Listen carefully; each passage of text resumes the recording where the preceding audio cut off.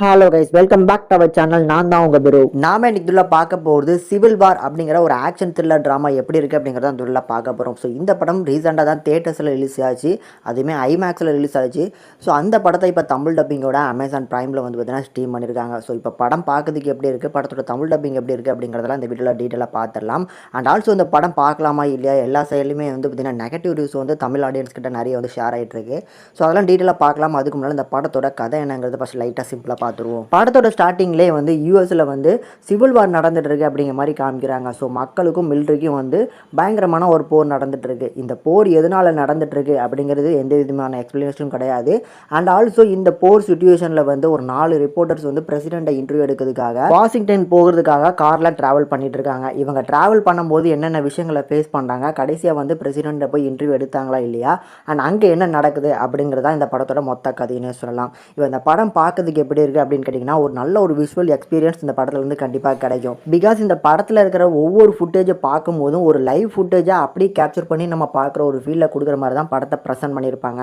எந்த ஒரு இடத்துலையுமே செட்டு போட்டிருக்காங்க அப்படிங்கிற ஒரு ஃபீலே கொடுக்காத அளவுக்கு உண்மைக்குமே செட்டு ஒர்க்கா இல்லை எப்படி அப்படிங்கிற மாதிரியான ஒரு குழப்பம் இருக்கும். ஏன்னா அந்த அளவுக்கு அக்யூரேட்டாக பண்ணி கொடுத்துருப்பாங்க. ப்ரொடக்ஷன் வேல்யூ ஸ்ட்ராங்காக இருக்குது. அதை தாண்டி ஆக்ஷன் சீக்வன்ஸ் அது ஒரு நல்ல ஒரு என்டர்டெய்னிங்காக இருக்கும்.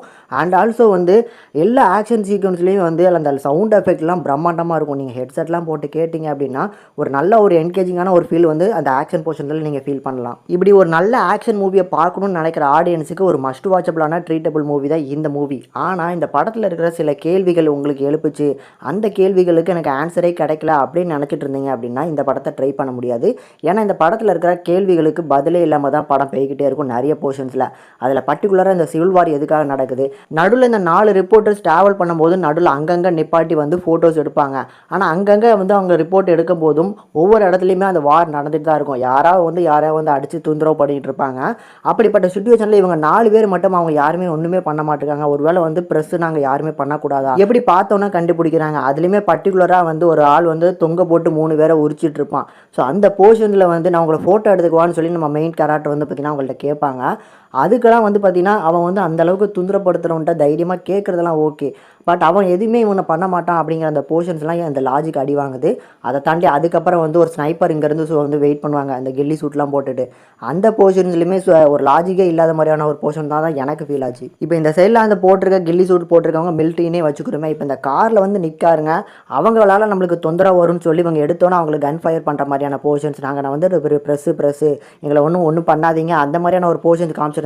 அந்த இடத்துல வந்து ஒரு லாஜிக் இருந்திருக்கும். கார் வந்து நிற்கிது, அதை பார்க்குறாங்க, கில்லி சூட் போட்டிருக்காங்க, பார்த்துக்கிட்டு ஒன்றுமே பண்ணாமல் அவங்க பக்கத்தில் வந்து ப்ரெஸ் அப்படிங்கிற மாதிரி அதுக்கப்புறம் தான் காமிக்கிறாங்க.